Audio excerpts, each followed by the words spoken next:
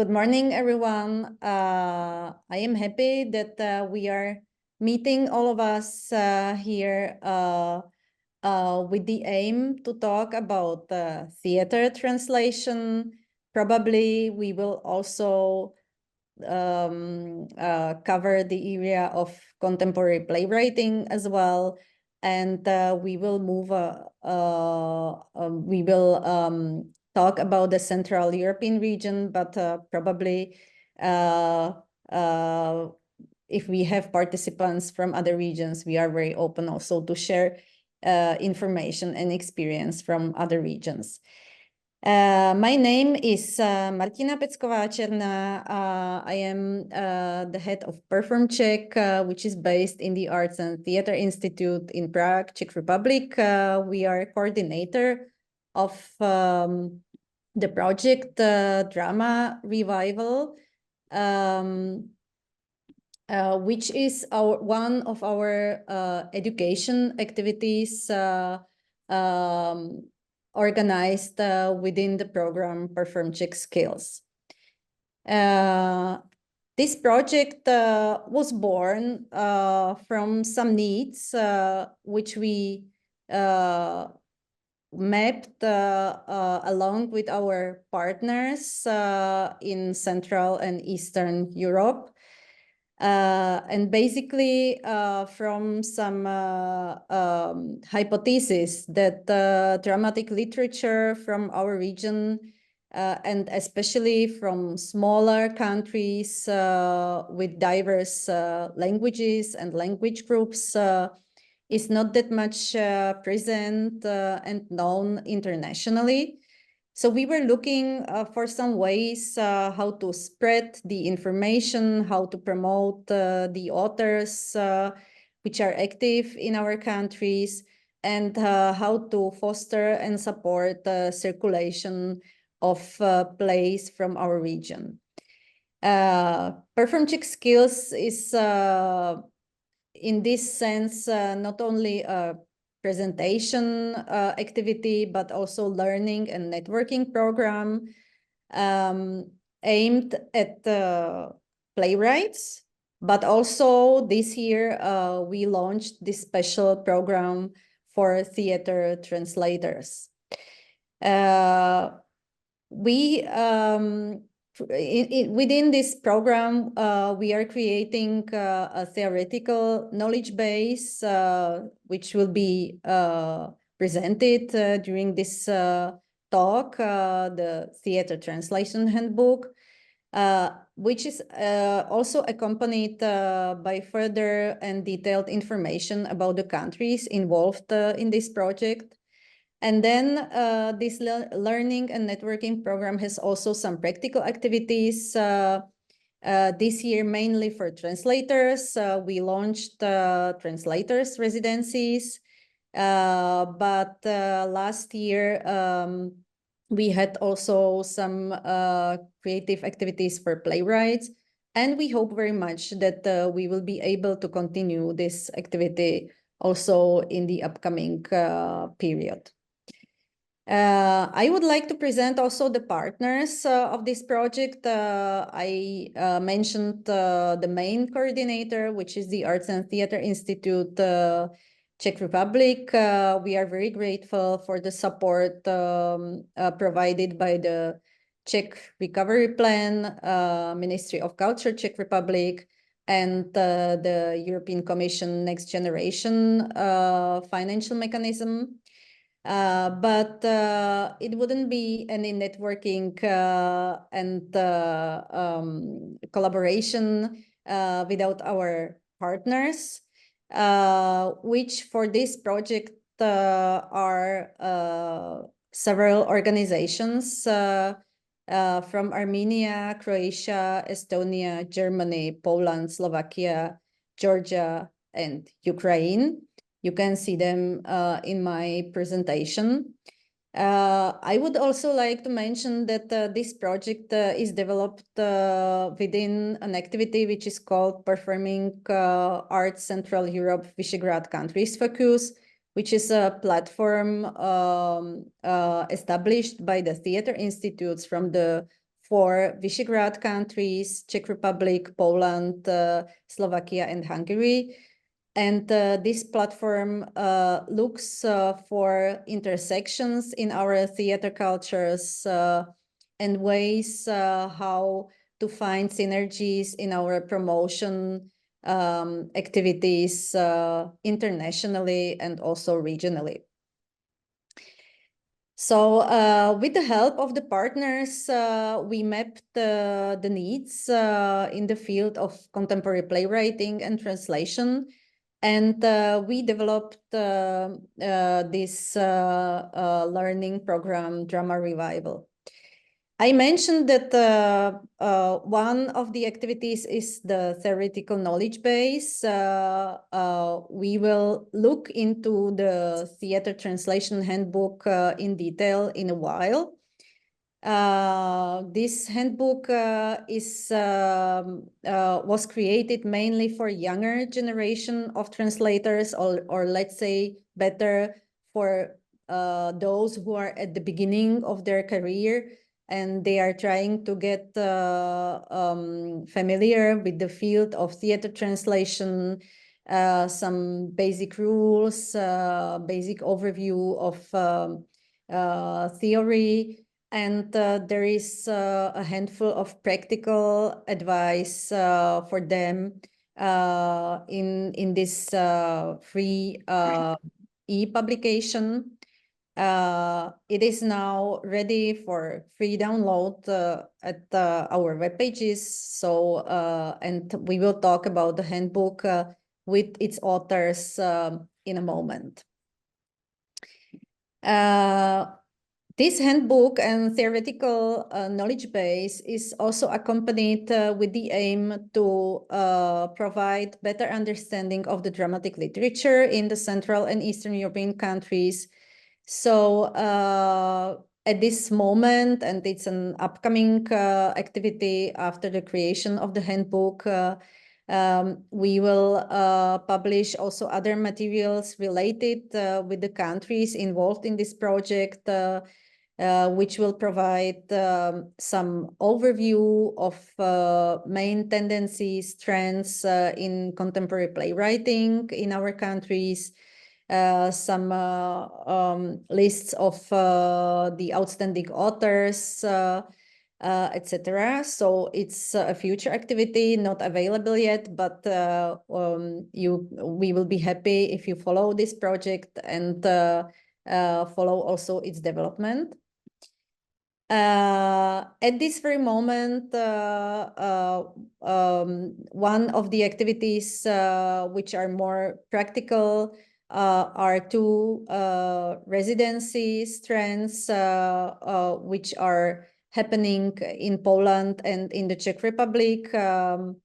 We launched residencies for translators in our countries, which are accompanied also with the stay of the translators in these two countries and a possibility to meet with the authors of the texts which are translated and also get insight into the cultural background and context of the authors which are translated.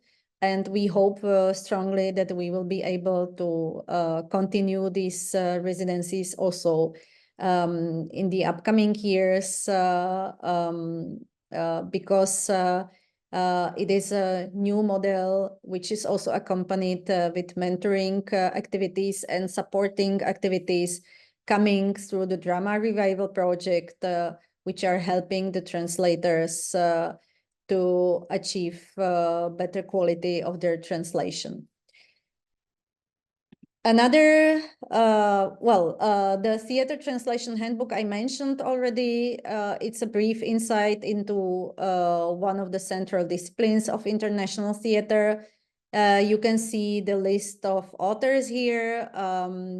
Shortly, I will give the floor to Barbara Schnelle, who is the main author of this ebook, but we are also very thankful to the other co-authors and contributing editors because all the comments and small modifications, practical examples, which are also included in the handbook are very valuable. I would say not only for translator beginners, but also for more experienced translators to understand actually the very wide context which is connected with theater translation. An addition to the handbook are countries profiles. You can see the list of the countries here in my slide. These profiles are already available at our webpage, and they provide information and list of opportunities related to contemporary drama and its translation. So it's a very practical tool for those who would like to get some basic orientation in support and contemporary drama information in the Central and Eastern European countries. You can find there several lists of, for example, catalogs of contemporary playwrights, translations, financial mechanisms, so the ways how the translation can be supported financially, specifically related to the countries represented in this overview. Here you can find the topics which are included in the countries' profiles. I would like to stress basically that it was a very challenging and interesting work to collect this information from all the countries involved in this project, because of course we found out that there are many differences in the way how information can be gathered either about contemporary playwriting or translation in each of the particular countries. So it's important to note that not all the questions listed here are answered in each of the countries' profile, basically, and simply due to the fact that this information is not available, or the support is not available in the country or is not existing. So it varies from country to country, but we were trying to find out the maximum we were able. And of course, this information will be also updated and enriched with some further findings. Here, this is basically everything I wanted to mention for the beginning of this talk. Here you can find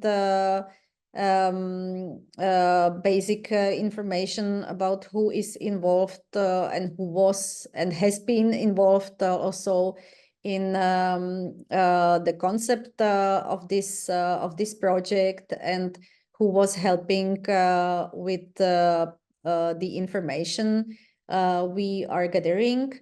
And last but not least, you can find here the contact for the main coordinator of this project, Barbara Formankova, who is with us, who was also the person you were in touch in the preparation phase of this meeting, and the link to the webpage where this information can be found. Maybe before I give the floor to Barbara Schnelle, and then later on to the other contributors of the Theater Translation Handbook, I will yet share with you the webpage I was mentioning. So it's the Performing Arts V4 EU webpage of the PACE V4 platform. And here in this section, Drama Revival, you will find the information about the project. Here is the basic overview about the activities we have implemented or we are implementing at this moment, list of partners. And in this section, you can find the countries profiles I was talking about. So if we open, for example, Czech Republic, you can find here the lists and information and opportunities for contemporary playwriting or theater translation listed in this profile. At the bottom of the page, you will find these two sections, playwriting, which is basically the activity we implemented last year when we invited 4 Central European authors to create and write their plays along with international mentors. So here is the basic information about the output of this activity. And last but not least, here you can find the theater translation handbook, basic information, and here is the possibility to download the ebook.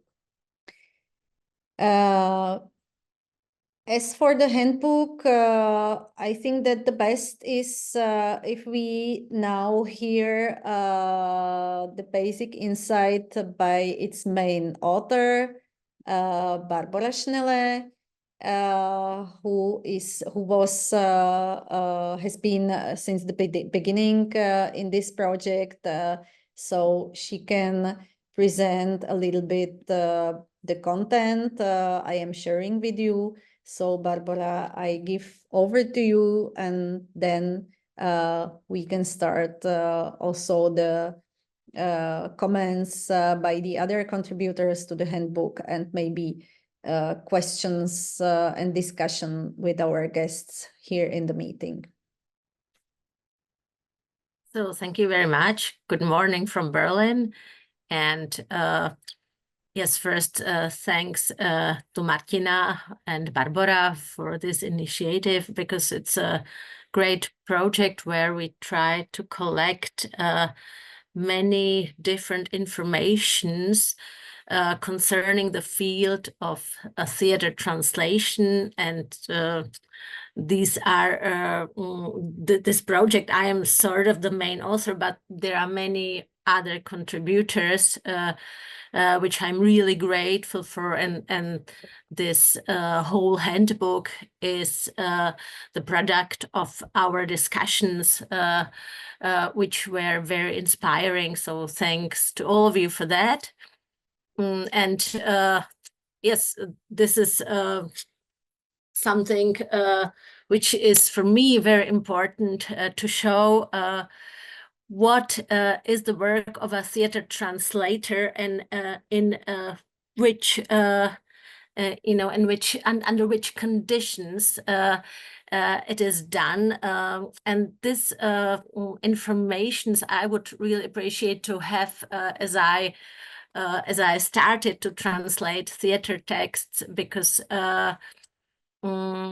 I wasn't aware of many of those problems we are dealing with in this handbook, and it is a great thing to have this in one space. And your project has also many other layers, dealing with the contemporary drama, dealing with other issues of performing art. So it's great to have this web space with all those informations.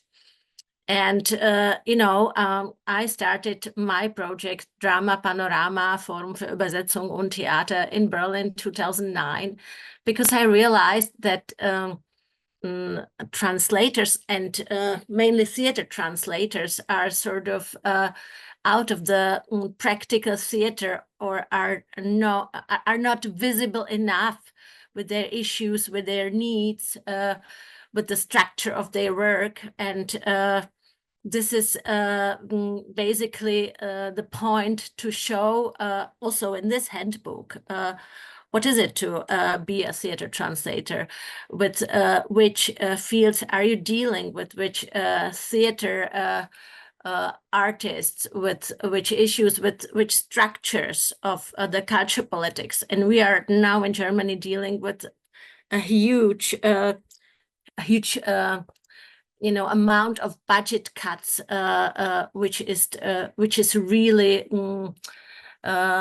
horrible to see how the sort of well-paid German culture politics is changing, of course, mainly in for those artists who are working as freelancer, which is the case of many of us, of many of theater translators, because you are working as a freelancer with all those issues that that are the part of the job. And this is what we tried to show. So how can you basically enter this field of theater translation? You are a theater person. You like to go to theater. You like to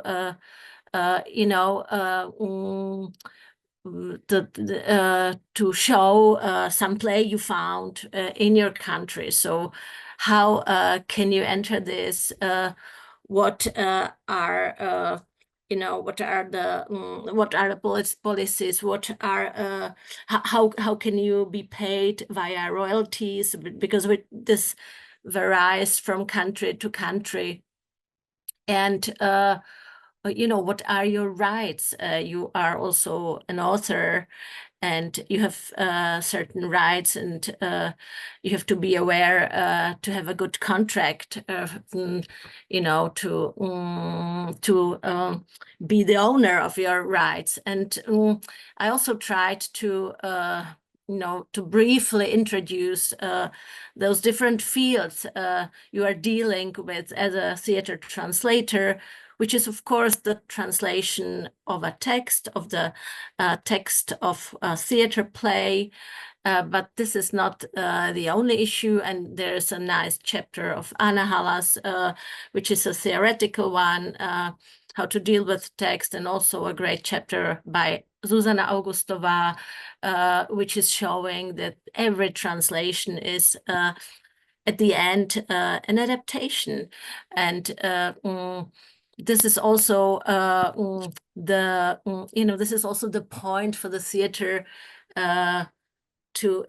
this is an offer of the translator for the theater to share his or her view on the text. And this is quite productive to communicate with the translator. This is what I'm also showing to the theaters and offering to communicate about my translation. And I like to be a participant of the process, because if you give the text to the performers, you can see a lot, and you can discuss many layers of the text. So beside the text translation, you also are the creator of the subtitling for international performances, and you are also dealing with other forms of theater translation in a way international theater is working. So these are all fields of our work we try to show in this handbook. And this is just the beginning. That's just the first basic information. And you can click to the links. You can read the examples, which I'm also very grateful for, because you can imagine how different countries are dealing with this with this with this work of the theater translator as a freelancer. And what I also tried to mention is this quite a big pay gap in Europe and worldwide as well, because the translation fees are varying from country to country. And even in the European funding, there are huge gaps, and this is sort of not, this is quite hard for people like us who are translating into different languages and living in different countries. And this is quite incompatible with the European idea of unity. And I think there is a big issue for us to show those gaps, to act also as an activist on this field, to communicate our needs and the structure of our work. So thanks again for this great initiative for the handbook, which is very, very useful. And I'm happy, or I would appreciate to develop this with all of you further, because we have this web space, and we can still work on it to add some new activities, some new informations, because the theater is a vivid space, and it's changing with all the new issues of the world. Thank you, Thanks. Barbara.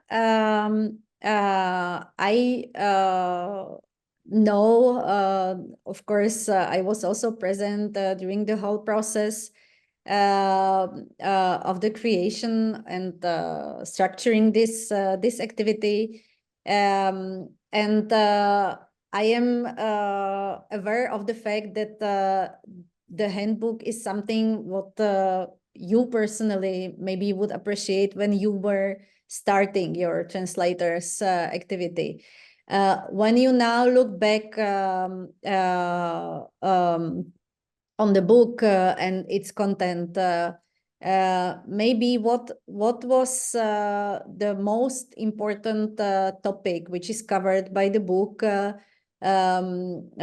you somehow maybe forgot, or were not that much aware in your translators practical work, or what you find as the most urgent topic for current theater translators profession? Quite hard to say, because there are many of them.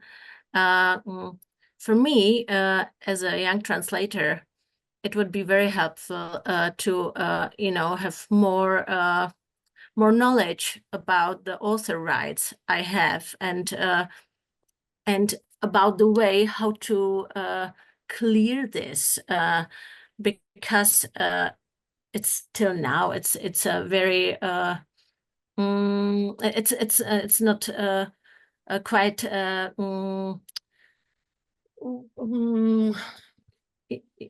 transparent to how to get them, who is the owner, what are you supposed to do.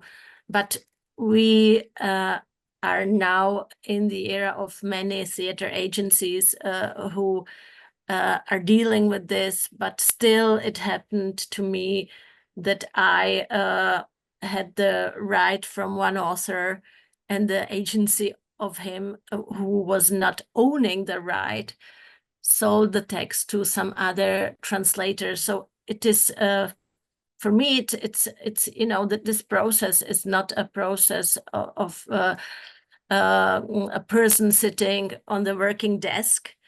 And this is what I'm also telling all of my students, or all the people who are entering my workshops: just communicate. What are you doing? Just communicate with the theater that you are the translator of the text, and they can ask you, and you are willing to come and to answer the questions they deal with, and the text and the translation is also a way how to communicate those ideas of an author for your culture. So also speak to the author. It is not all the time possible, but this project is mainly about the contemporary drama. So what I'm doing now, I am really working with the author. I'm translating, and we are going through the text and imagining what the text work in this other culture, in our Czech culture, for example. And we are changing things, we are reinterpreting things. And this is also a part of the theater translation, which is very important to me, just to show this text will be staged in some other country, but under some very different conditions. And you as a translator, you know them, you know both culture contexts, and this is quite an issue to communicate it with your author and with the performers. And this is also the great part of your job, to create a version for your country that you would like to be staged. So you picked two topics from the handbook. One is the role of the translator as a bridge between two cultures, the culture of the author, of the original text, and theater culture, and the theater culture and local contexts of the translation where the text is staged or presented. I think it's very well because you serve as a very important bridge between Czech and German theater cultures. So your practical experience is very well summarized in the handbook in explaining this important role of the translator, which is maybe not that visible, but also very present in the work of a theater translator. Another topic is some basic overview about the legal conditions of translation and staging contemporary plays or plays which are still protected by the copyright of the author. I can just comment like that from my personal experience in promotion of Czech performing arts abroad, that it's not only the issue for translators, but also for many artists who just quite often are lacking basic understanding of contractual issues, legal issues. So this educational role of the agencies or institutions like the theater institutes is very important also in explaining how to navigate in this quite complex field of contracts, fees, rights, copyrights, etc. So we tried also to capture this part of the translator's job in the handbook, and it's explained as well basically in the theater translation handbook. Maybe with this topic is related another topic where Drama Panorama is very active, and our German colleagues are very active, which is also the visibility of translator, which is also mentioned in the handbook. It's a problematic issue quite often. Not always the translator is mentioned in the credits of a theater production. The author of the subtitles or the translation of the text. So maybe Bara, could you yet shortly present this initiative, which is in Germany, how actually you try to support the visibility of the theater translator in Germany? Thanks, and indeed, it's a big issue for us in Drama Panorama, and what we are trying, to show in our festivals of the contemporary drama, that behind every international play there is a translator who did the translation of the text, and when we are doing our talkbacks, there is always beside the author, the translator sitting there and, talking about her or his work. This is very important to show this constellation. And of course, we are part of the initiative Name the Translator, which is also supported by VTA, Verband der Theaterautorinnen, which is an organization, head organization for theater authors. And those both organizations started this initiative to, increase the visibility of the translators in the public space, because what is happening very frequently to you, you are the author of the translation and you check the website of the theater and you are not named, or your name is somewhere in the, in the bottom of the part of the site which is not visible. And also to show that a play by some author is a translated play is very important. So what happened to me at one theater, they staged my translation of a play by Roman Sikora. And if you check the website, you could think that Roman Sikora is a German author, because there was no translation mentioned. So I said, you have to write, it's from the Czech language, it's a Czech author, and it is a translation.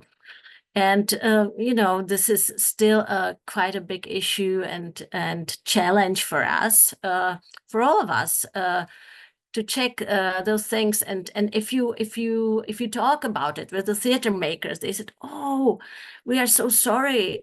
We are actually very aware of this, but it's still not there." And this awareness should be increased, and this is the task for all of us, to show our work in the public space and to check, to be named, because it's still a part of the theater work which is not that visible. But without the work of a theater translator, there would be no international theater. And this is what we have to point out all the time. Thank you, Barbara. Maybe we get back to you with some further questions, but now I would like to use the opportunity that we have the other contributing authors to the handbook. I am very happy that we have Anna Halas with us, who is the author of the chapter, The Role of Theory in Theater Translation. Anna, how actually this part of the handbook is based on your dissertation, which is, of course, much longer and much richer in explaining the theory, the translation theory. But can you briefly sum up how did you do this shorter version for this handbook, and how did you approach what to select actually from the translation theory for this specific field of theater translation? Thank you, Martina, for having me here today. Yeah, so that was, I think that among all the chapters that we have here in this handbook, this one might be the most complicated, because usually people who deal, translators who deal with theater translation, they do not pay much attention to the theoretical part, which is understandable.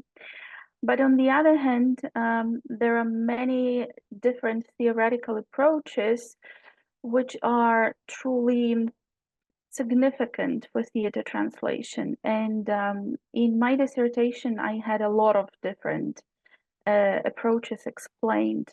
But for this paper, I decided to concentrate on semiotics, because it has been probably one of the most important elements in theater translation, right? Because it's not something new. It started many years ago, practically with the development of theater translation as such. But it stopped and it started again, and then it stopped and then it started again. So it looks like a very recurring theater translation element. And that's why I decided to concentrate on this, because there are many other innovative elements in theater translation, but this one, semiotics, seems to be coming back all the time with modifications, with changes, but something that remains constant all the time. And I realized that it might be difficult to read for people who are not really well aware of theories, generally theories in translation. But I try to choose and to concentrate on those elements that might cause some interest and might urge people who read it, who never read anything about the theory of theater translation, to read more and to concentrate more, because this is semiotics is really the basics. You may ignore a lot of other things which come and go, but as I have mentioned, this is something that has been with theater translators for decades now in different modifications. And I think it will be interesting to read and to concentrate on different aspects which cover the things in theater translation that you would never think about if you don't read about this in theory. Because I know a lot of theater translators who translate intuitively, and they are very professional in that. They are quite good in that, right? But when you ask them to explain what was that your choice, the answer might be, I just felt it, or that was my intuition. But on the other hand, when you read some other elements, you see that some other elements contradict the elements that the intuition helped to choose. But when you are well aware of all these theoretical issues, you will not make these mistakes. It will not be just intuition or just because I felt it, but because I know that it works this way. For example, for me as a theater translator, because I know the theory very well, I can explain why I have chosen this element in this translation and not that element. And not because it's just my intuition, but because I understand, all right, if I choose this variant, then it will lead to something else. If I choose this variant, it will lead to something different, and I will have to change the whole translation or the piece of translation in the text. So it's easier for me to choose because I know the theory. It doesn't mean that everyone should know all the theory, but at least something basics like semiotics. I think this is something that we should all know. There are many other things as well, but I have tried to choose the basic elements. Yes, so that's it. Thank you very much, Anna, because you took over quite a challenging part of the handbook. As I mentioned, it's not easy to choose from many materials related to translation, what to recommend through this handbook and provide as a tool for theater translators. Thank you for your explanation. You are coming from the academic field. You studied at the Ivan Franko National University in Ukraine and at the University of Oxford. But we had also other personalities coming from the academia who were commenting and shaping actually specific parts of the handbook and who were collaborating in its creation. We don't have Zuzana Augustová here, but we have Karolína Stehlíková from the Masaryk University in Brno, Czech Republic here. And we have Ivan Lacko from the Comenius University in Bratislava in Slovakia. So maybe I give floor to Karolina and Ivan now to comment your viewpoint, because you are the persons who are mainly working with students of translation in general, not only specifically theater translation. So please, could you share with us your comments about the handbook and how it can be a practical help for your teaching activities, or what were your findings actually in the whole process of its creation? So you're showing my information on the screen, so I guess that's an invitation for me to start. So I'll start if that's okay. It's very difficult to add something to the theoretical part that was just presented, or to how the entire handbook came to being. But from a teacher's perspective, and mostly from the perspective of my colleagues also at the department where we have a translation studies study program, I've been saying this since the very beginning, that this will be something very practically useful for students who already are translating, of course, not only dramatic texts, but a lot of texts that require the same kind of skills. And I think for them, this will be very, very relevant. We are actually planning to present and practically use the handbook in this coming semester with students who will be working on theater, drama, performance, art translations, also in collaboration with the Theatre Institute. So there will be, I mean, the circle will be closed in that sense. And I think it offers them a great way of being able to understand how theory is important and how practical knowledge and some kind of practical skill in terms of how you negotiate with people who give you the translations, how you contact maybe even the authors, how you network with other translators, how you can make some sense of translations that have already been done. And all of that, I think, is condensed in a compact and very practical form in this handbook. So we could actually rename it to a textbook and directly use it for the students. But it will also, I think, be a great way of testing in practice how interesting, relevant, and important this is. So I will try to collect feedback from the students on and the teachers of these courses on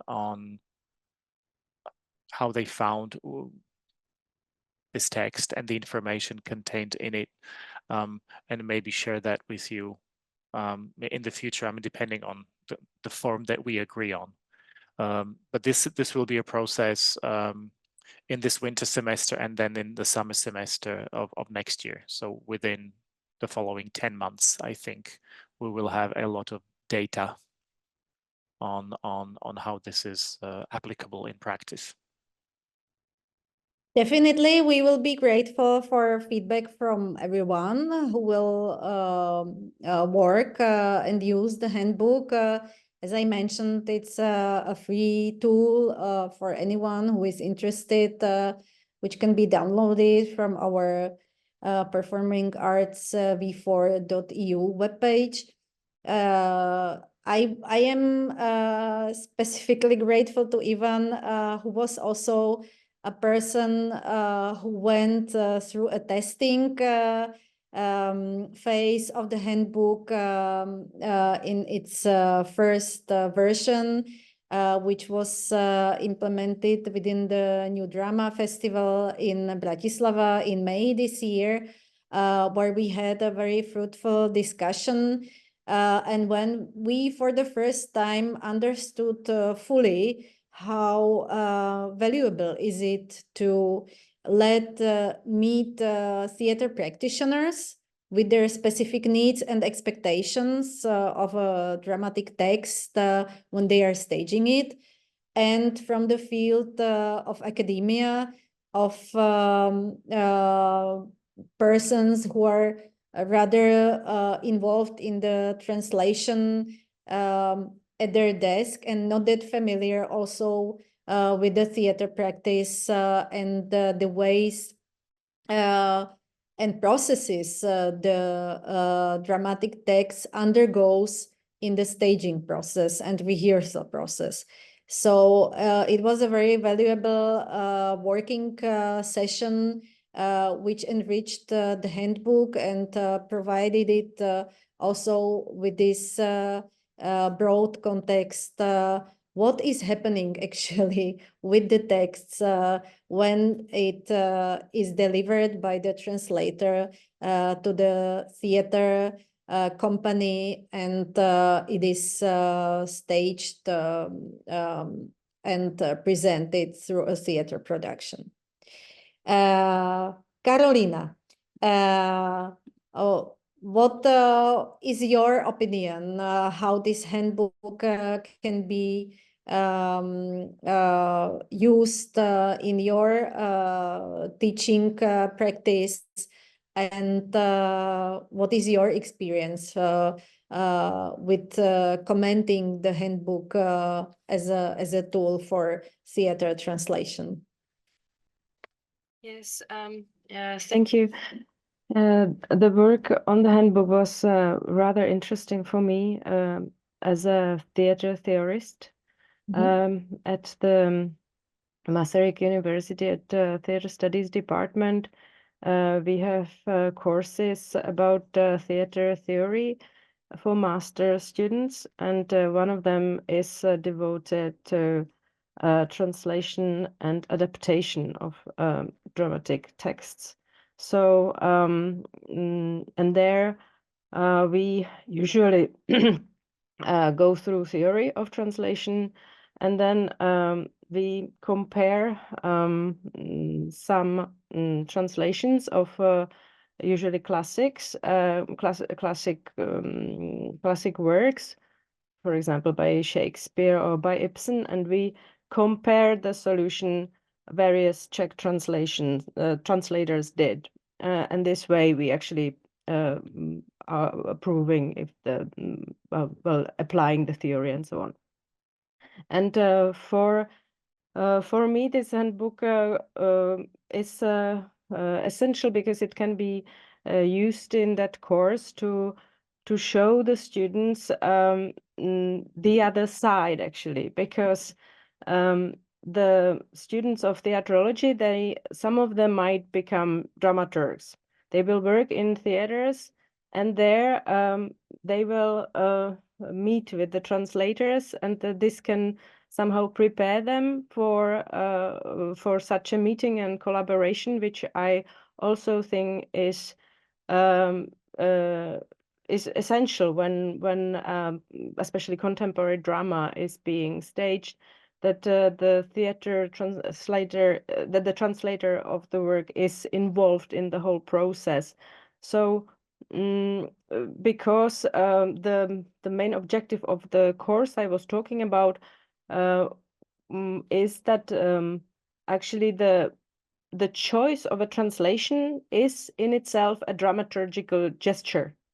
So in a way, a dramaturg is also a translator, only in a different code, of course. This is how Patrice Paves sees the translation of theater text. So I can imagine that the handbook being used as a text in courses like this all over theater studies, not only at our university, but I am sure similar courses are run all over. And another thing which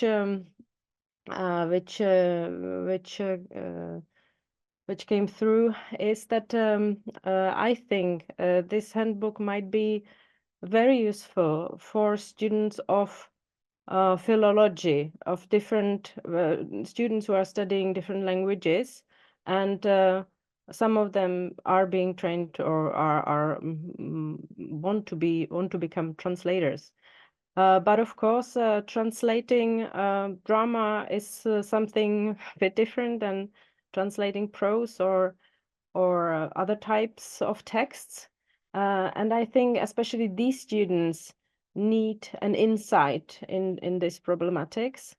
So I would be very happy if this material would be used also at the departments where whatever people who study French, who study Spanish, who study Norwegian, and so on, study. Yes, so I think that's from me. Thank you very much. I'm especially happy for the last part of your speech when you were talking about the students of philology. I think that was also at the very beginning of our reflection about how to support theater translation and how to make it more attractive for younger generation of possible and beginning translators. I don't know whether we made dramatic literature more attractive through this handbook, but definitely our aim was to make the way to the theater translation smoother through this handbook. So hopefully that balanced volume of translation theory and theater practice will be useful, and for them how to start their practice in theater translation. We will be, of course, very happy if you will help to disseminate the handbook through your activities, not only at the universities, but also we are in touch with theater agencies or professional platforms and organizations of theater professionals, translators, and so on. It is basically a task for all the partners of this project to spread the word about this new tool. And I think that we can now move to a more practical part of the use of the handbook, because we will now switch to the viewpoint of the partners of the handbook, which were at the beginning of its creation and of this project.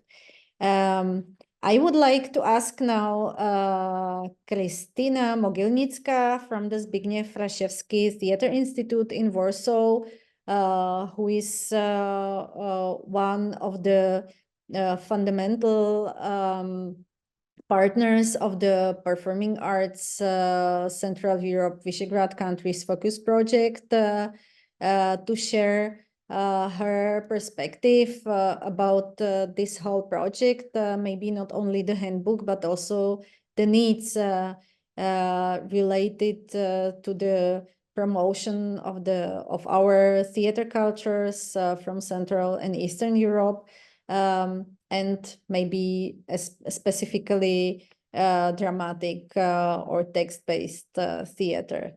Krystyna, are you with us? Yes, thank you. Thank you so much.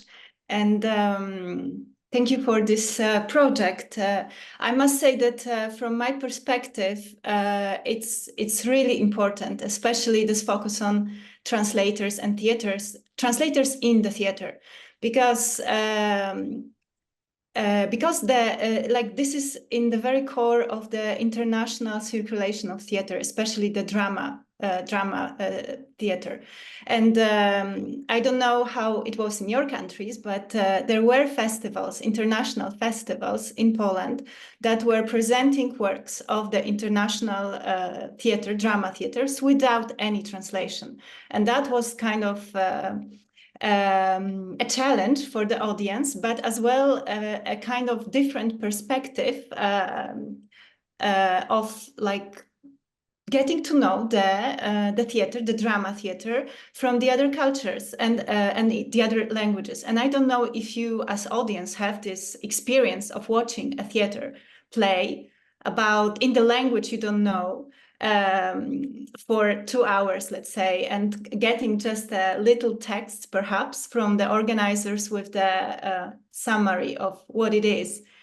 It's basically difficult, but it's interesting, it's challenging, and that perspective came to my mind when we speak about theater translation, because of course it's a matter of literary translation, different Shakespeares coming in the countries, non-English countries, because of the translators, different interpretations of this text.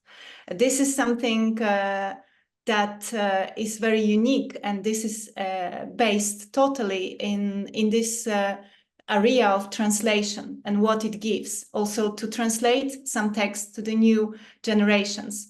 So that's something very important for theater. And the other things is, of course, this unique need to be during the rehearsals to translate, for example, to translate the director to the actors, and that's something very specific, unseen totally. And then we have the subtitles that are so important for the audience to follow the experience that is watching the live theater.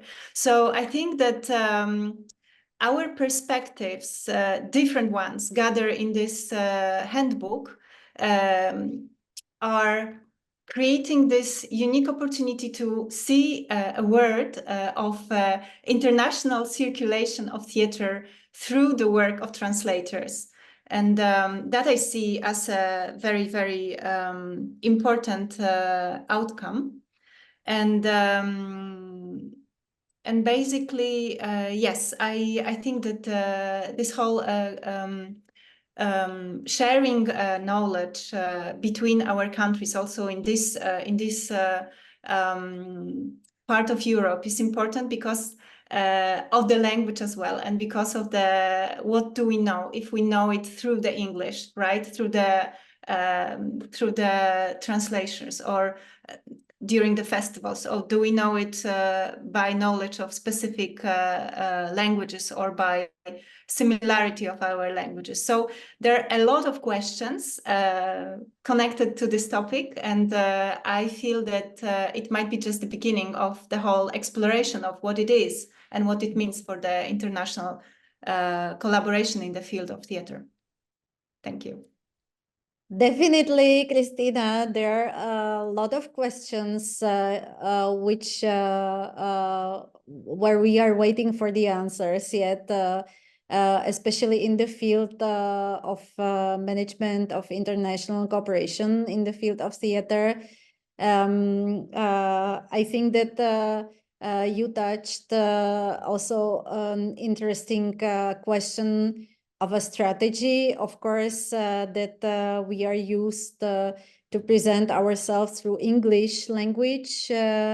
But what we tried also to propose in this project, Drama Revival, is to work more with our local languages. So, for example, the translators residencies and also the work with playwrights last year wasn't based on only on English translations, but also we were trying to support translations into the languages in our countries. Of course, the dilemma is quite heavy because English has much more outreach internationally. But of course, when it comes to staging, theaters need the translations in the local languages, even though we belong, probably except of Poland or Ukraine, to rather smaller countries and smaller language groups. Daria, you are with us here representing the Theatre Institute in Bratislava, also one of the important partners of the PACE V4 network. You also are collaborating in the upcoming activity, which is the overview of basic trends and tendencies in contemporary playwriting in our countries. Would you like to share also your comment to this project and to the topic of theater translation and promotion of dramatic literature from our part of Europe?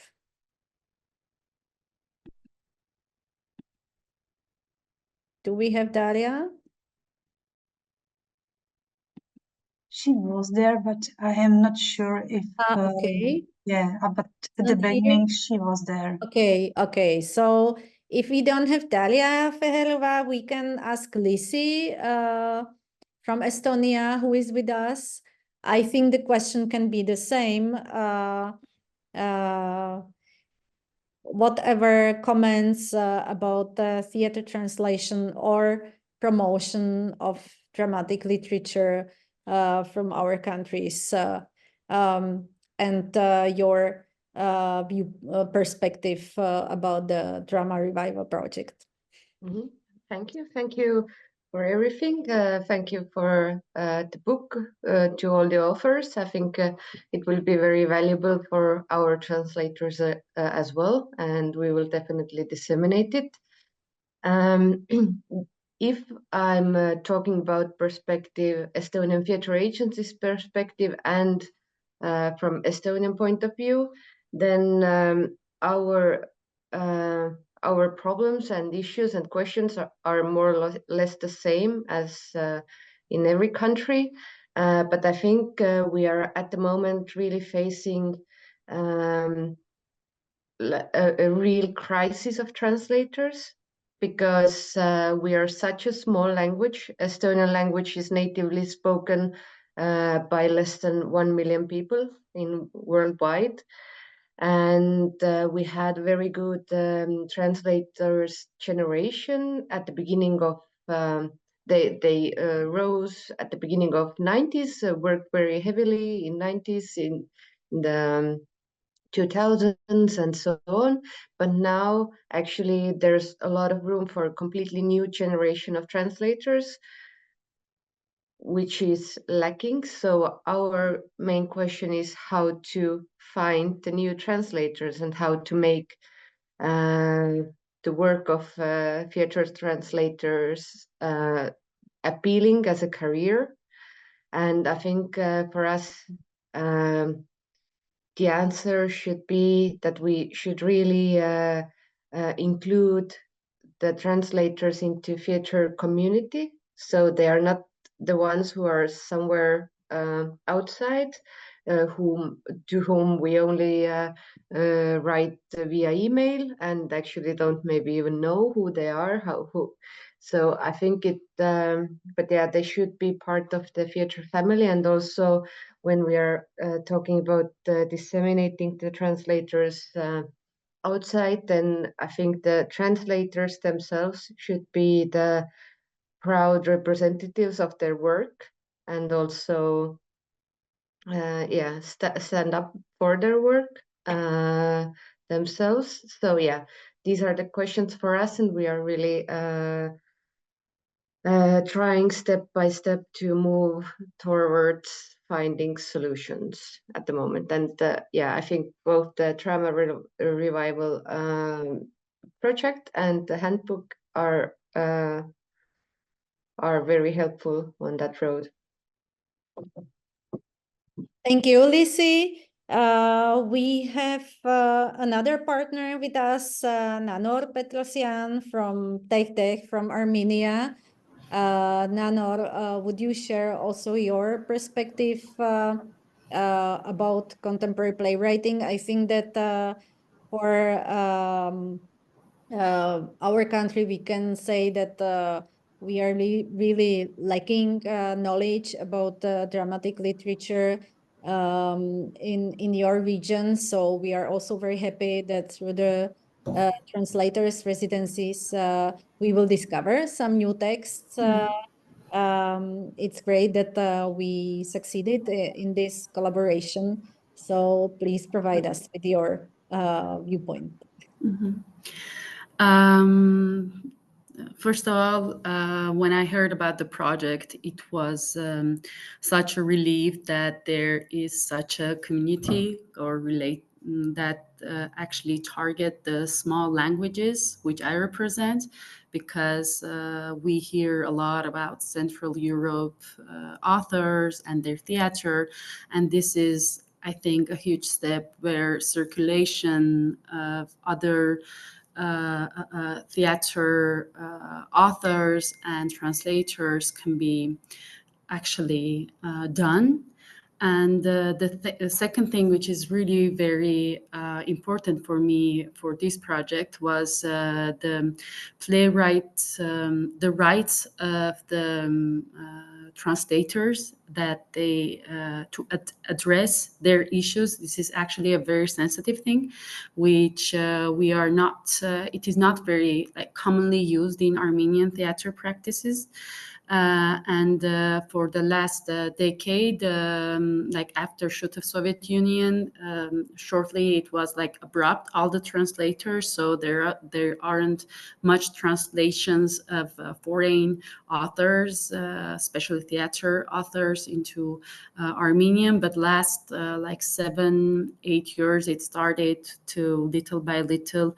They are being translated, but again, the authors and plays are already very well known in theater scene in the world. So I'm very happy that we can see through this project to know new authors, and of course Armenian authors. We have the chance in the scope of this project to be translated into Czech.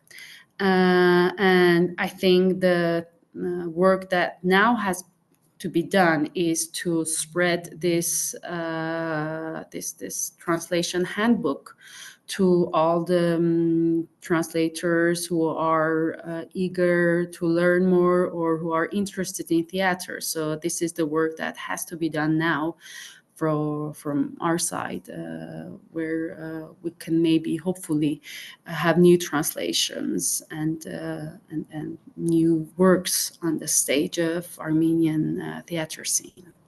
Thank you. Thank you very much for your comments.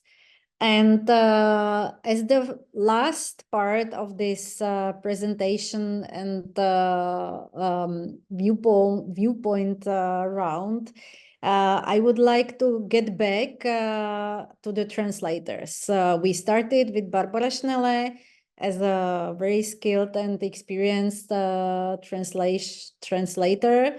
And we have here in this meeting also some other translators.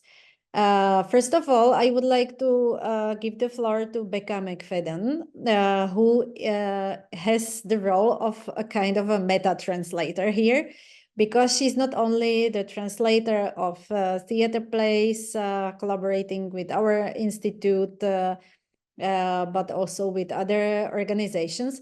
But she was also the translator of this handbook, or let's say not exactly translator, but she provided the proofreading and final language modifications in the materials provided by the particular authors, and also edit some examples in some of the chapters. So Becca, can you share with us your perspective about a need of such a handbook?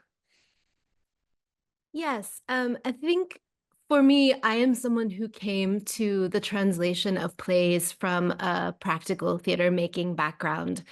I worked with a theater company in London called Legal Aliens, which sort of the entire reason for the company to exist originally, it's changed a bit now, was to try to address what I would almost call a hostility to contemporary plays in translation. And what we found in the practice of doing that was how very important having the translator as part of the process was in terms of being in the room, and how often, even when, you know, in our earlier projects, the translation process would happen beforehand, and then we would come into the rehearsal room and we would realize like, this doesn't quite play very well. And so we would have to kind of go back to it. And so I think my own approach as a maker to translation was very much informed, and I include this example kind of in my contribution, by this idea of what is the translation for a production, as opposed to a sort of translation that would be published. And in my work with IDU, I work primarily when I translate plays on surtitles. So it stayed for me very much kind of in the space of trying to find a translation that supports the experience of the production there from a different angle, because the performance is happening in Czech and the surtitles are giving the audience access, as opposed to in my work as a director, where we were looking for an English translation of a Czech or Italian play, in the two examples I provide, that could kind of really live on stage, and give the audience a kind of taste of the original text, which I think is something that is also personally important to me. I think in the UK, we tend to over-localize sometimes, and actually audiences have shown that they're willing to go and actually really experience a play that operates a bit differently. Like, I think the best comment we ever received from a spectator was they felt that they had seen a play in Italian, even though we had been speaking English. And so I think this possibility to get into another country's theater culture and means of communication is really exciting to me. And I think this handbook is important because it really, as someone coming from a very practical background, my academic background involved translation, but it was not what I was studying. It's very helpful for me, even at kind of this stage of my career, to have this corpus of information and to think more systematically, both from the point of view of semiotics, but then also in terms of how to sort of think of the role of translator and advocate for it as part of the theater making process. I'm also someone who, in my own work, if I'm choosing to work with English, will work with a translator into Czech. So I feel like I'm sort of coming at this from multiple angles, and this handbook is a very useful reference point, I think, for a comprehensive and rigorous way of thinking about this in one's own practice, and also as a sort of jumping off point for advocacy and visibility for what we do for this dimension of theater practice, because it is very important, and it makes so much possible in terms of getting outside of one's own sort of smaller bubbles, whether it's about bringing in other texts or sending them out. So yeah, that's maybe what I would add. Thank you very much for sharing your perspective, because it's quite interesting that you're a translator and at the same moment a theater practitioner, not only director but also performer in rather physical or dance field. But actually, when we were creating the handbook, we were talking also about the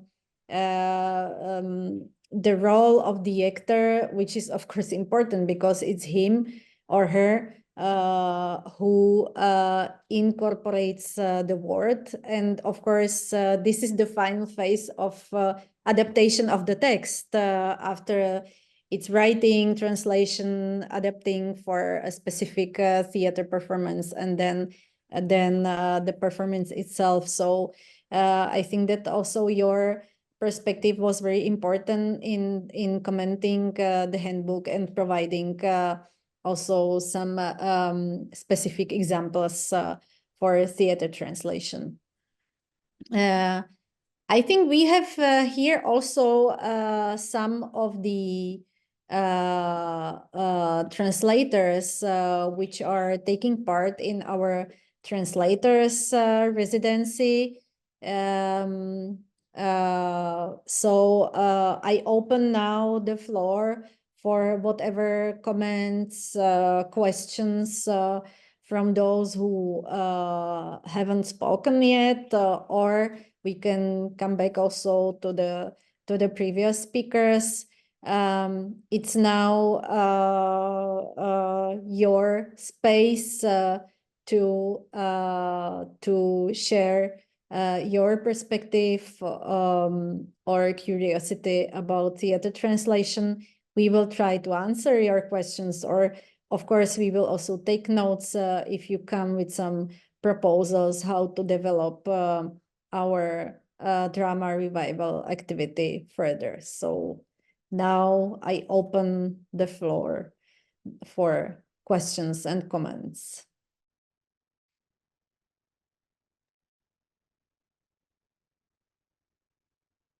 Don't be shy.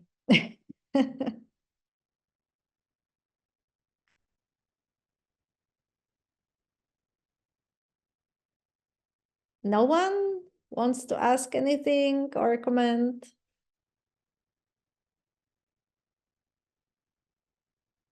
I have maybe one question for the academics, but maybe not only for them. Where do you feel that dramatic literature belongs? Because we were talking a little bit about the approaches to dramatic literature from the philological perspective and from more the theater practice. Do you share with me the opinion that it's a bit challenging to place and position dramatic literature, because I know that when it comes to translation studies, the dramatic literature is maybe the last and has the smallest space and attention in these studies.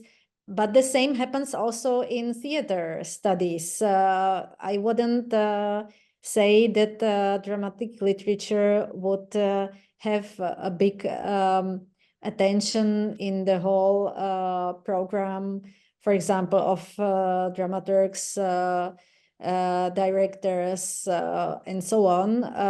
In our country, we don't have a specific discipline or career at the university level to study theater translation. So what do you think? Where is the place of dramatic literature actually? More in philology or in theater studies? Or how can we also bridge these two areas, not only through such a handbook, but also through other activities? So I throw this question here in the group, and who wants to answer? The floor is yours. Maybe I will try to answer, because as you know, I was teaching theater translation for several years already. And it was part of translation studies. It wasn't part of theater studies, but it was part of translation studies. And it was more probably my own initiative because that was my area of specialization. Because as far as I know, in Ukraine, there is no other course where theater translation is taught as a separate discipline. So it's more, as I believe, is when a particular professor or teacher is interested in any kind of subject, he or she will try to initiate this. But what I can tell you from my own experience is that students were quite interested. For them, that was something totally different from all the other types of translation. And they were quite interested, and they translated within the course, they translated a lot of different texts, either from Ukrainian into English or from English in Ukrainian, just to practice. Some of my students continued their career, not entirely as theater translators because it's difficult, right? But they also tried to participate in this kind of translation. So I think it very much depends on the enthusiasm of the person who teaches this subject. Because I don't really know any other, in other countries, I mean, subjects where only theater translation is taught as a separate subject, even though if we talk about research, there are many different aspects, and there is a subject which is called theater translation studies as a separate subject, but it is never taught as a subject at university. It's like a generalized subject. But I think that for these days, we haven't discussed a lot today, but I think for these days, it will be changing a lot because of the AI. And there is not understanding for now for teachers, yes, for professors, whether it will be necessary to have it in such a way and to teach it in such a way, or maybe there will be some other approach to that. So I think that that will be a very good topic for the next probably discussion and conversation, how to use AI in theater translation, because even from my own experience, I can now see that it makes your life much, much, much easier, but only on the condition that you are a good professional. Because when I use AI, I immediately see all the mistakes, let's say, because I'm used to working with the text, while the students do not see these mistakes because they don't have this experience. So there will be definitely a change, but we still don't know what kind of change and how it will be modifying probably the whole area of theater translation. But I'm 100% sure that the changes are coming. They are here already. But how to manage them, that's the point, probably. Definitely, the AI tools we covered very briefly in the handbook. We mentioned some really basic perspective about the pros and cons in using these new tools for theater translation or translation itself. But I agree that it's a very complex field which is undergoing a very quick development. So definitely it can be some further topic to be more explored. Barbara wanted to comment. Yeah, just a little, little note from my side, because it was very important for me to add this little chapter about AI. And I mentioned also the manifest for the human language, Drama Panorama signed. And as you said, Anna, we have a large number of very useful tools, but we have to be great professionals to deal with them properly. And this is an experiment I like to do in my seminars at the Humboldt University. We are translating together plays, and we are using some translation tool as well to show the gaps, to show how those tools are not checking the context, are not checking those specific constellations between the dramatic characters, which is a basic knowledge for you as a translator. So this is also what we have to be aware of, to communicate that there is no way, to replace the work of a translator through the AI. I don't know what the future would bring. It is definitely a big process happening now, but we still have to be aware about how this influences our work, and to show that we cannot be replaced. And we are dealing all the time with those, with those emails. So, we have this surtitling. Could you provide us an expert in this or that language, just to review them or lecture them? And we are asking, so who is the author? Who is the author of this text? And then there is no answer, or we realize, okay, this is just AI translated text. And the theater is searching for some person who would just edit this, but this is not possible. This is not possible, and this is also a big issue for all of us, to show how important is our work, because we are the experts of this specific interpretation, which the theater translator is indeed. Yes, I would absolutely agree with you, but at the same time, I think that there will be a lot of attempts to replace human translators, and finally we will have to find a compromise. I don't know what kind of compromise, definitely, but I think this is the next point that we need to discuss with professional translators, with novice translators who just start and think that, okay, I will use AI and I will immediately, in 5 minutes, I will have a text translated. So this is the topic for, I think, for the discussion for all people involved in theater translation for the next couple of years at least.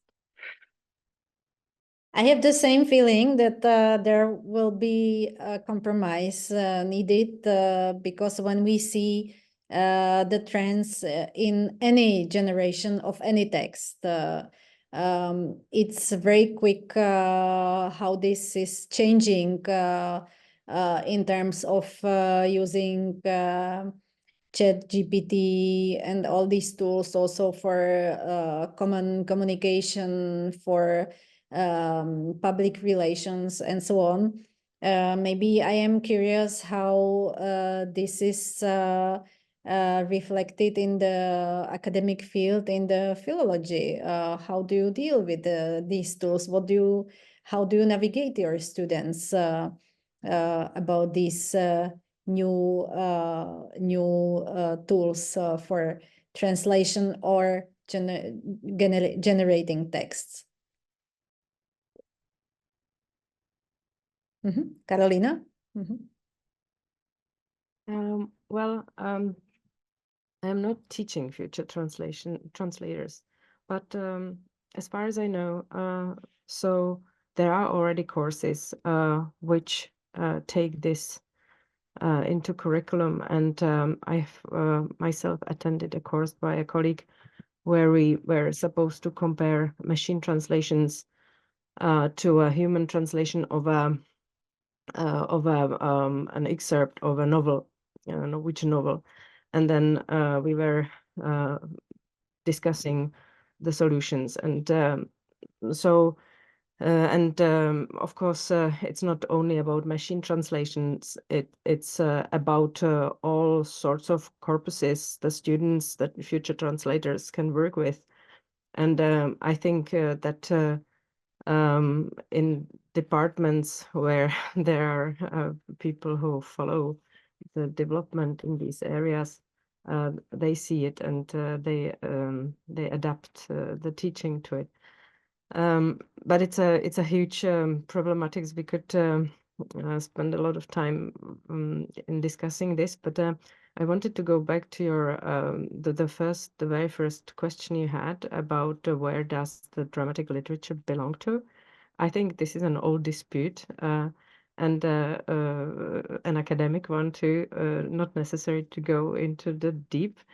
But I realized when I talk to students of language, to philologists, about when I am trying to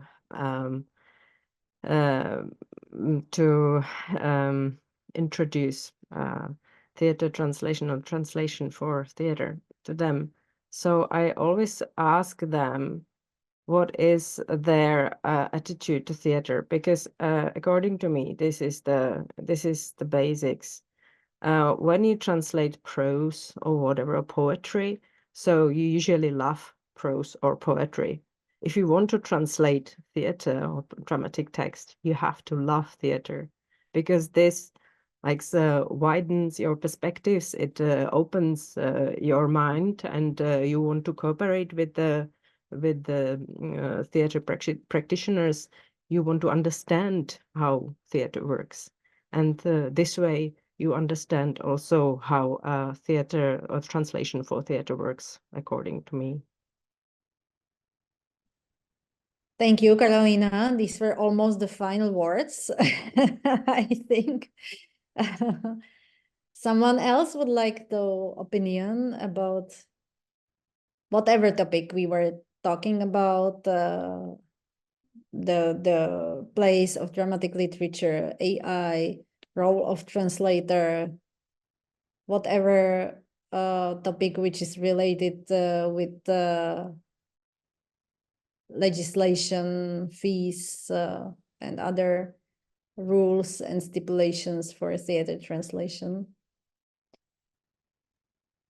Maybe I will just give a make a quick note about this. I mean, there's so much that could be said about this, of course, but I don't want to get into that, because most of the people before me just they put it very very concisely and relevantly. But the AI, as well as the position of dramatic texts, stroke literature,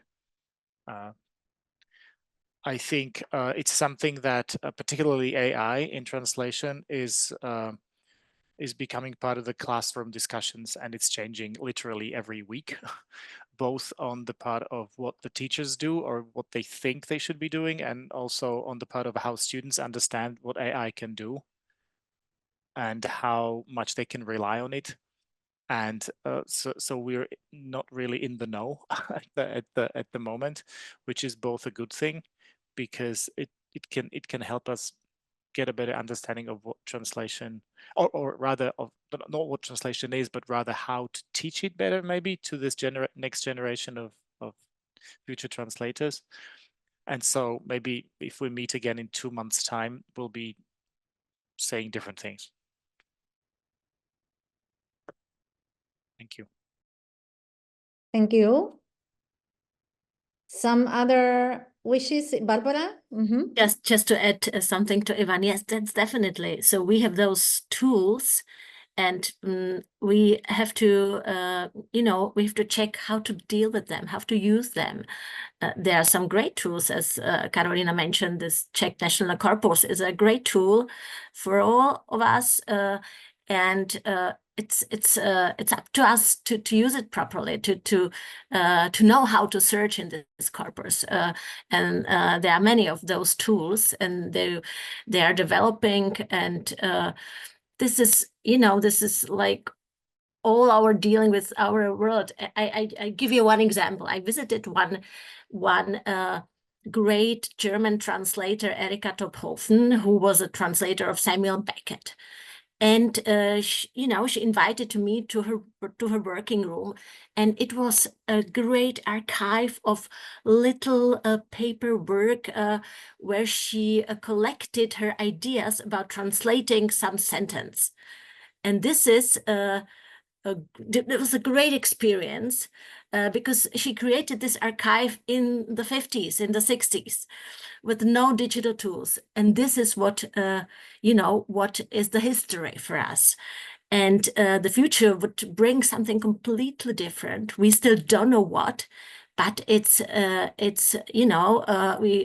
have to be open-minded, but also aware of this AI, because we are still humans, and we have to show what is it to be a human person, especially when you are translating for the theater, which is one of the last parts of the culture, which is dealing with the, with the performance. With the performance in front of your eyes, you are a part of this unique theater performance life, and that's why you have to still stay human to be a part of this process. Yes, thank you for this mention, because I think that the whole COVID period proved that life arts must stay life arts, even though there were many attempts and experiments how to make it online, digital and whatever, but we came back, thanks God, to the normal operation again. And I think that all these new tools enriched the performing arts scene, but still the live contact is the main base of performing arts. Some further comments, questions, ideas, proposals? If not, I would like to thank to all the authors of the handbook. I would like to thank to all the partners of the Drama Revival project. Please share the information about this initiative, disseminate the handbook, test it with your colleagues in your practice, with your students, with your partners. Don't forget to get back to us in case of any feedbacks, questions or ideas, how to develop it, how to modify it, or what to add to foster the profession of a theater translator, and to bridge the fields of translation and theater practice. The webpage is available, the handbook is available in case of any need of personal contact. Barbara is here as the coordinator of the project. I would like also to thank to her for all her production and coordination of this project. We are not at the end. We are still improving the webpage, adding new materials. So please follow us, keep touch with us, and we are hoping strongly that we will be able to continue this initiative also in the upcoming years, and develop some of the activities which are also part of this project, especially the translators' residencies. Thank you very much for your time. Have a nice rest of the day. And, Thank you. Thank Bye. you. Thank you. Thank you. Bye. Thank you. Bye-bye.